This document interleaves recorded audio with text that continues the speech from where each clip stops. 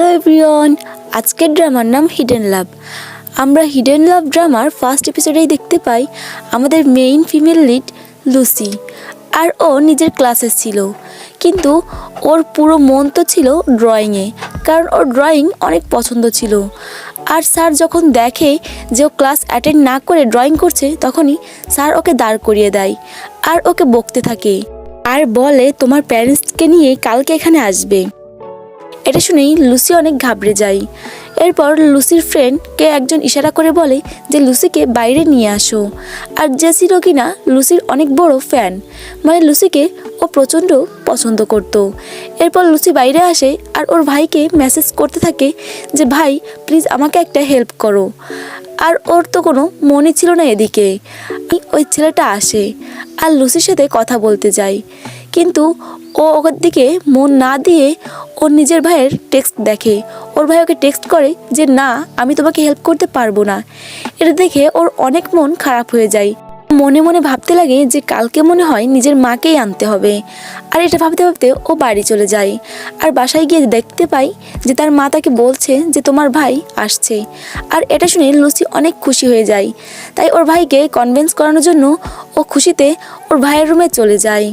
আর এটা শুনেই ভাইয়ের রুমে দৌড়ে গিয়ে ও ওখানে গিয়ে পুরো শকড হয়ে যায়, কারণ ও যখন রুমে এন্ট্রি করে তখন ওর ভাইয়ের জায়গায় ও অন্য কাউকে দেখে, আর যে অনেক কুল এবং হ্যান্ডসাম ছিল।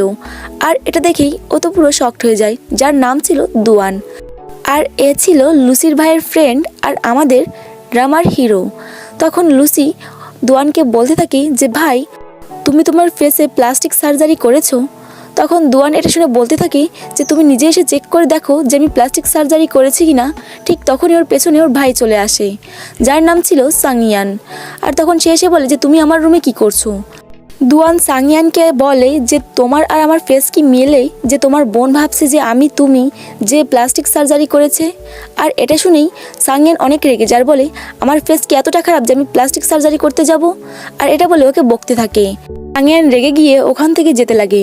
ঠিক তখনই লুসি ওকে থামিয়ে দিয়ে বলে যে এই রুমে আমি কেন এসেছি আর কি কারণে, এজন্য ওর কাছে হেল্প চাই।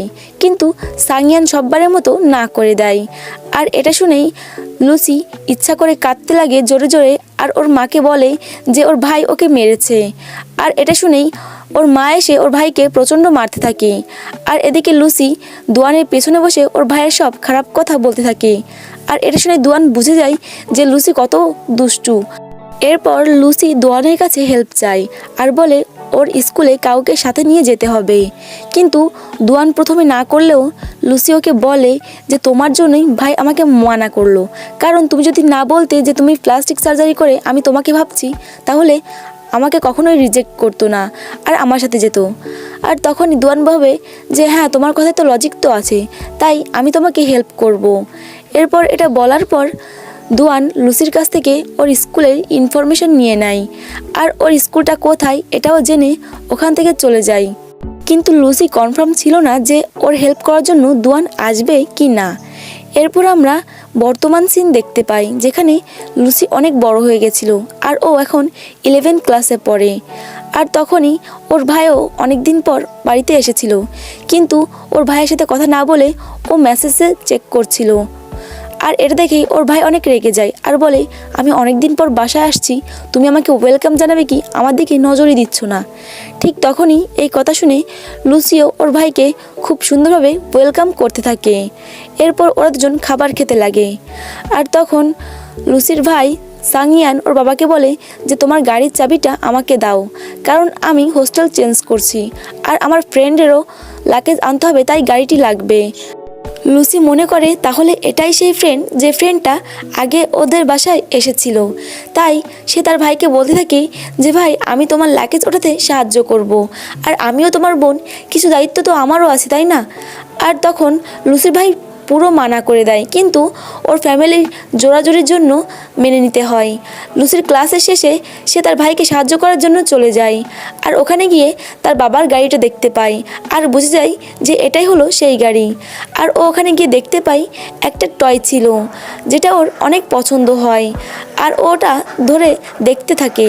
ঠিক তখনই ওখানে দুয়ান চলে আসে আর বলে যে তুমি চোর না, আর আমার জিনিসপত্র নিয়ে তুমি কেন নাড়াচাড়া করছো। এতদিন পর লুসি দুয়ানকে দেখে ওর নিজে তো অবাক হয়ে যায়, কারণ এখনও দুয়ান অনেক হ্যান্ডসাম ছিল, এজন্য ব্লাস্ট করতে থাকে। আর তখনই দুয়ান বলে, তুমি সেই ছোট মেয়েটা না লুসি? তখন লুসি জানাই যে আমি এখন ছোট নেই, আমি এখন 11th ক্লাসে পড়ি। তখন দুয়ান বলে, তুমি তো তাহলে বড় হয়ে গেছো, তাহলে ডল নিয়ে কী করছো? আর এমনিতেও এই ডলটা আমার কোনো কাজের না, তাই এটা আমি ফেলাই দিতে যাব। কিন্তু তখনই লুসি দুয়ানের কাছ থেকে ওই ডলটা কেড়ে নিয়ে বলে, আমি বড় হয়েছি তো কি হয়েছে, কিন্তু আজও আমার ডল পছন্দ। আর এটা শুনেই দুয়ান হাসতে লাগে। এরপর ওরা দুজন হাঁটতে হাঁটতে হোস্টেলের দিকে যায়। আর দুয়ান বলে, তোমার মনে আছে ছোটো থাকতে তোমাকে একবার আমি হেল্প করেছিলাম?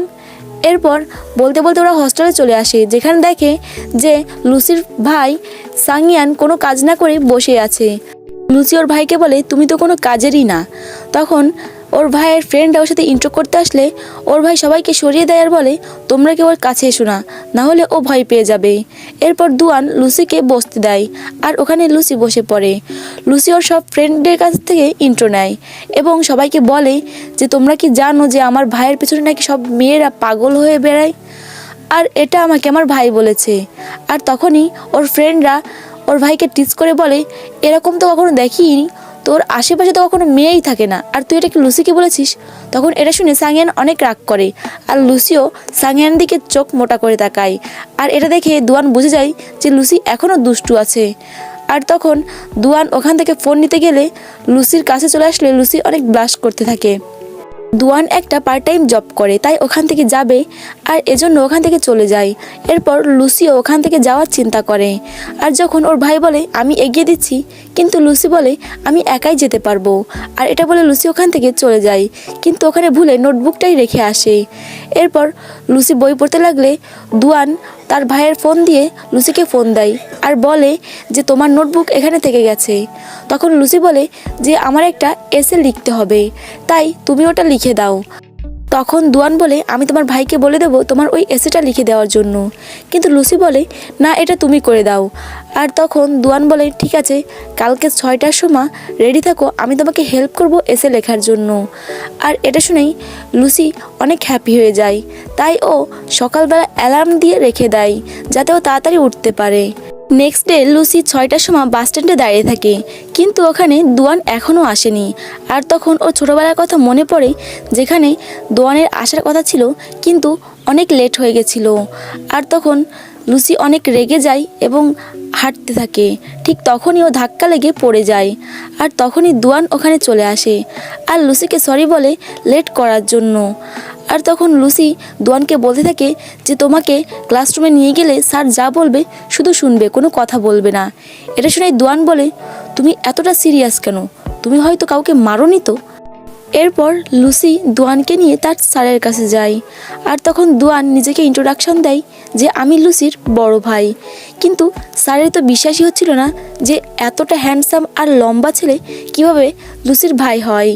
এরপর স্যার দুয়ানকে লুসির ননস্টপ কমপ্লেন করতে থাকে এবং বলে যে, লুসি তো এমনিতে অনেক ভালো স্টুডেন্ট, কিন্তু ক্লাসে একদমই মনোযোগ দেয় না। কিন্তু এদিকে লুসি এগুলোই কোনো কিছুই হচ্ছিল না, আর ও এখানে দোয়ানকে দেখে অনেক হ্যাপি হচ্ছিল। তখনই ওর সেই ফ্রেন্ডটা এসে বলতে থাকে যে, আসলে এই হ্যান্ডসাম ছেলেটা তোমার ভাই। কিন্তু এখানে লুচি ওই ছেলেটাকে কিছুই বলে না। তখন দুয়ান ওকে ঝগড়া দিতে লাগে আর বলে, তুমি কেন ক্লাসে মনোযোগ দাও না? বাড়িতে তো তুমি স্যারের অনেক প্রশংসা করো, কিন্তু ক্লাসে কি হয়? তখন স্যার ওর এই কথাটা শুনে অনেক হ্যাপি হয়ে যায় এবং ওকে মাফ করে দেয়। আর তখনই আমরা প্রেজেন্টে চলে আসি, যেখানে ও দাঁড়িয়েছিল। তখনই দুয়ান ওর জন্য একটা মিল্ক বটল নিয়ে আসে, আর যেটা দেখে লুসি অনেক হ্যাপি হয়। এরপর দুয়ান ওকে এসে লিখতে সাহায্য করে, কিন্তু লুসির পুরো মন ছিল যে দুয়ান এখন কি করে, ওর ভবিষ্যৎ প্ল্যান কি। আর তখনই দুয়ান ওকে বলতে থাকে, এসব তোমার জিজ্ঞেস করার কোনো দরকার নেই, কারণ এরপরে তোমার ক্লাস আছে আর যেটা দেরি হয়ে যাবে। লুসির এসে পুরো কমপ্লিট হয়নি আর ওর ক্লাস টাইম হয়ে গেছিল। ঠিক তখনই দুয়ান ওকে একটা পেজ দেয় যেটাতে এসে লেখা ছিল, আর বলে এটা তোমাকে হেল্প করবে। আর এটা বলে ওখান থেকে চলে যেতে থাকে। আর তখন এটা দেখে লুসি অনেক হ্যাপি হয়। এরপর আমরা দেখি সেই ছেলেটা যে লুসির বড় ফ্যান ছিল, আর ও এসে লুসিকে হাসানোর চেষ্টা করে। আর ও লুসির সামনে ফানি বিহেভিয়ার করতে থাকে। অন্যদিকে আমরা দেখি লুসিকে ওর বাবা মা বলছিল যে আমরা একটা ফাংশনে যাচ্ছি আর তুমি একা থাকবে জন্য তোমার ভাই তোমাকে এখানে দেখতে আসবে। ঠিক তখনই ওর ভাই চলে আসে একটু পর আর লুসিকে খুঁজতে থাকে, কিন্তু লুসি তো নিচেই শুয়েছিল আর ওকে বলে যে আমি খেতে বাইরে যাচ্ছি আর তুমিও আমার সাথে খেতে যাবে। কিন্তু লুসি বলে আমার বাইরে যেতে একদমই পছন্দ হয় না, এজন্য আমি বাইরে যাব না, আমি বাড়িতেই থাকবো আর আমি নিজের খাবার নিজেই বানিয়ে খেতে পারবো। আর ঠিক তখনই ওর ভাইয়ের কাছে একটা ফোন আসে যেখানে বলছিল যে ওর ফ্রেন্ডরাও সাথে যাবে। এটা শুনেই লুসিও রাজি হয়ে যায় এবং ওদের সাথে যেতে রাজি হয়, কিন্তু ও যখন দেখে যে ওখানে অন্য একটা ফ্রেন্ড দুয়ানের জায়গায়, তখন ওর মুড পুরো খারাপ হয়ে যায় এবং কিছুক্ষণ পরেই মুড আবার ভালো হয়ে যায়, কারণ দুয়ানকে পরে পিক করে নেয় আর এটা দেখে ও অনেক হ্যাপি হয়। দুয়ান গাড়িতে এসেই ও ঘুমাতে থাকে আর যাকে লুসি চুপি চুপি দেখতে থাকে। আর তখনই দুয়ান লুসিকে বলে যে আমি যখন আসছি তখন তুমি আমাকে কেন হাই হ্যালো বললে না। আর তখনই লুসি ওকে হ্যালো বলে দেয়।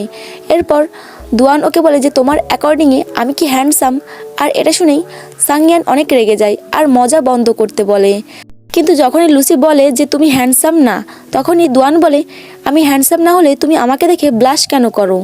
আর এটা শুনেই সবাই অনেক শক হয়ে যায় আর সাংয়ান তো পুরো রেগে যায়। তখনই ওর অন্য একটা ফ্রেন্ড এই কথাটা সামলে নেয় আর বলে যে ও এরকমই মজা করে আর ও অনেক খারাপ।